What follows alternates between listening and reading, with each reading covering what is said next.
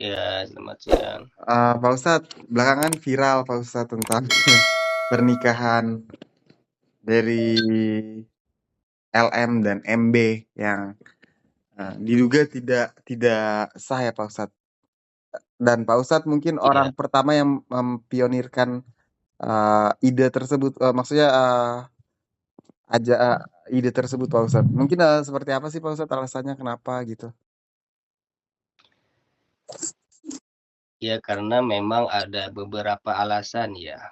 Meninjau dari segi akad ijab kabulnya ada beberapa yang menurut syariat itu bermasalah, dan juga mungkin dari tujuannya sebelumnya saya jelaskan dulu tujuannya karena untuk mengedukasi dan juga untuk memberitahu agar lebih hati-hati gitu kan dalam masalah akad pernikahan. Karena akad pernikahan itu adalah sebuah ibadah juga yang sangat sakral yang menentukan terhadap kesahan atau tidaknya sebuah pernikahan gitu. Jadi yang viral itu ke medsos tentang masalah durasi ya. Antara pemisah ijab dengan kabulnya itu sekitar 3 detik lebih.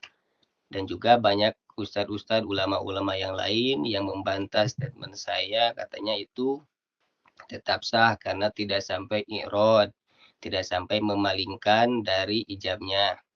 Dalam masalah ini saya juga mungkin ya bisa saja saya juga apa namanya tidak terlalu mempermasalahkan ini. Namun ada yang lebih masalah yaitu di dalam masalah walinya ya. Jadi si walinya itu dia tidak menyebutkan khitab jawabnya. Yang lebih fatal itu ketika si wali tidak menyebutkan khitab jawabnya tersebut. Saya contohkan ketika akadnya itu, ya Fulan, saya nikahkan Anu binti Anu dengan mas kawin sekian sekian sekian dibayar tunai. Jadi tidak ada kamunya. Harusnya kan seperti ini. Ya Fulan, saya nikahkan adik kandung saya Fulan kepada engkau. Ya, jadi engkaunya ini tidak ada. Harusnya ada engkaunya gitu. Jadi gak jelas ini dinikahkan kepada siapa gitu. Makanya saya katakan tidak sah. Namun yang muncul di medsos, bahkan rame di media sosial sampai ke berita itu yang masalah durasi. Kalau masalah durasi saya pun itu memang gak jadi masalah gitu kan. Karena memang banyak pendapat juga yang mengatakan boleh. Tapi kalau masalah ini karena tidak cukup, karena terlalu panjang, makanya saya upload sebagian kemarin tuh. Namun keburu viral, video yang ini malah tidak viral, yang lebih fatalnya menurut saya juga gitu kan.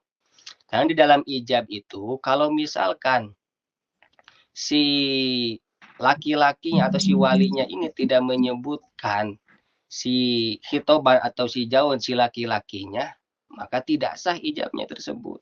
Itu. Hmm, baik. Berarti Jadi kalau ada nggak jelas. kejadian seperti itu harusnya Jadi gimana, nggak Pak?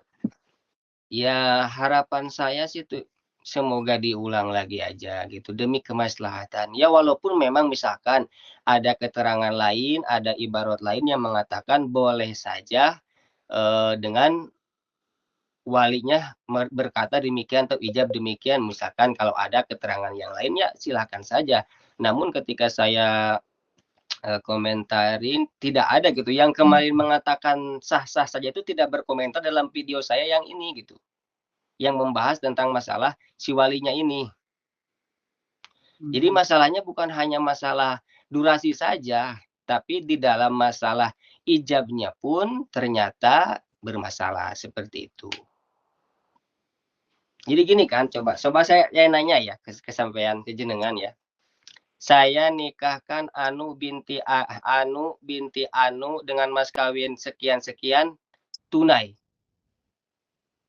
Kira-kira ini nikahnya ke siapa?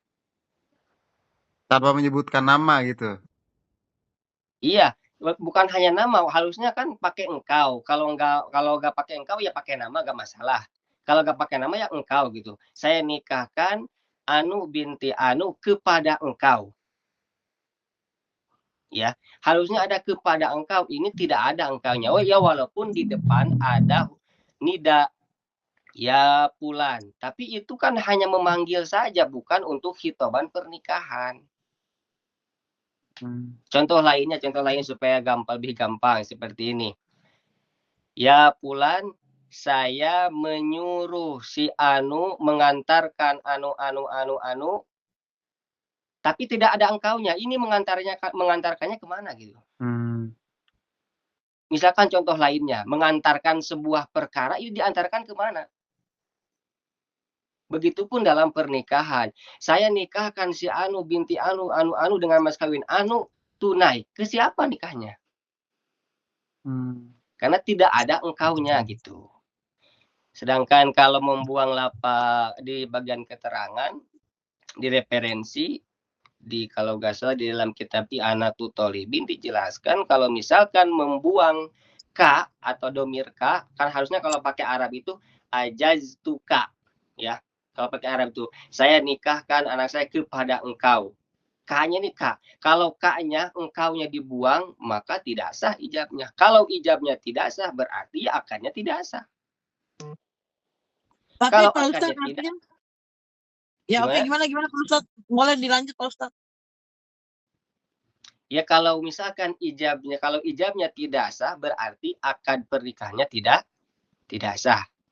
Karena syarat sahnya akad itu ketika ya si ijabnya sah, kabulnya juga sah, baru akadnya sah. Kalau misalkan ijab tidak sah, otomatis akadnya pun tidak sah. Kalau akadnya tidak sah, berarti pernikahannya pun tidak sah. Tapi untuk hanya kan untuk mengulang kembali ijab kabul itu kan nggak harus yang mewah-mewah. Artinya dia datang atau Enggak, dalam suatu ada cukup saksi saya aja kan. ya.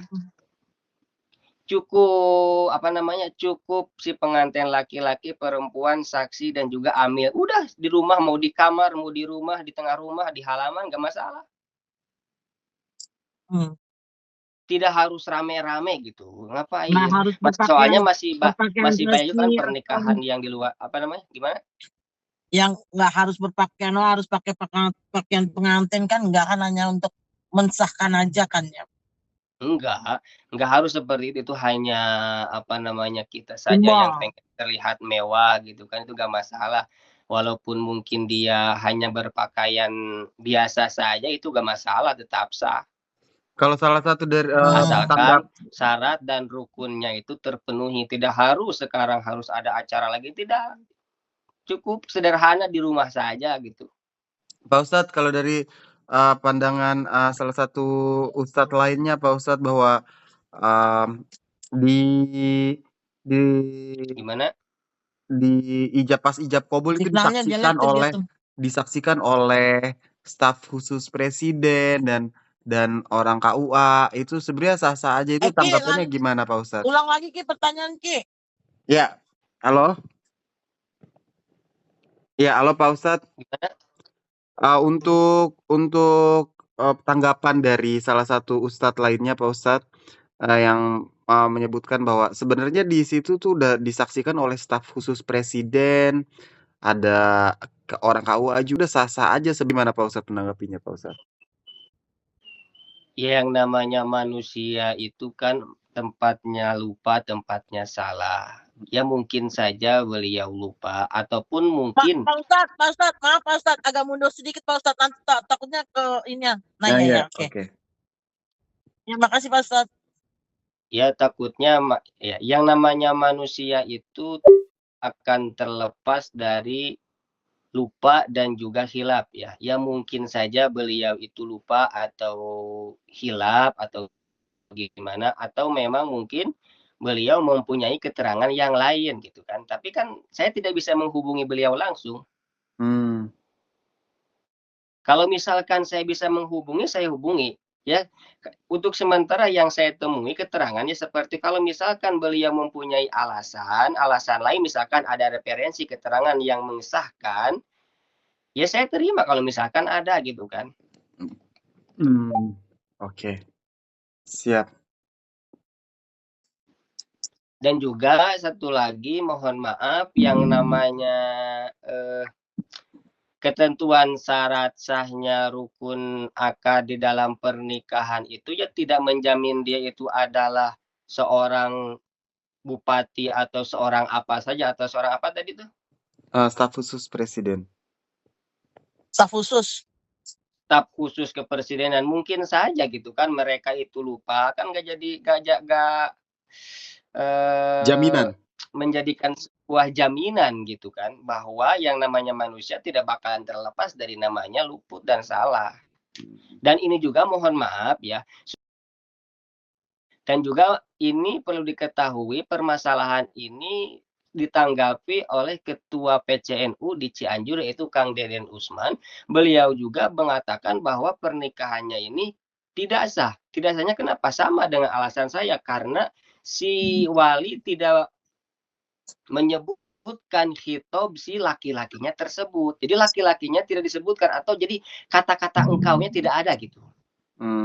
Gitu ya. Jadi udah didukung ya sebenarnya Pak Ustadz. Tapi Ustadz syarat untuk menjadi saksi sendiri apa sih Ustadz? Untuk masalah saksi, ya sebenarnya sih kalau yang masyhur itu yang kemarin saya sudah bahas tentang terkait syarat-syarat saksi itu ya dia itu harus tidak boleh melakukan kemaksiatan yang besar dan juga tidak boleh melakukan maksiat-maksiat yang kecil yang terus-terusan dan masih ada lagi saksi yang lain namun di dalam pernikahan memang boleh juga orang yang fasik dijadikan sebagai saksi. Namun alangkah baiknya untuk lebih kehati-hatian, ihtiyat seperti halnya kejadian seperti ini kan. Kalau andaikan saja kalau misalkan yang saksinya itu adalah orang yang paham terhadap syariat pasti menegur gitu. Jadi saya tujuannya kemarin ada menyinggung ke saksi itu ya karena memang agar terjadinya permasalahan, misalkan andaikan di dalam pernikahannya ada masalah dalam ijab kabulnya bisa diingatkan oleh si saksi gitu. Tapi kan Ustadz kalau di sini kalau memang artinya memang dianggap tidak sah, apakah dari pihak KUA sendiri yang menikahkan itu harusnya memberitahu atau gimana Ustadz? Ya harusnya yang terkaitan KUA, yang lebih bertanggung jawab KUA. KUA yang bertanggung jawab semuanya untuk mensahkan saksi itu hanya melihat akadnya lalu dia memberikan mungkin sah ya sah katanya seperti itu paling ya. Tapi tetap yang menentukan kesahan atau tidaknya itu dari pihak KUA. Pak Ustadz, tapi memang Ustadz kalau memang mengucapkan ijab kabul itu memang harus satu nafas ya Pak Ustadz?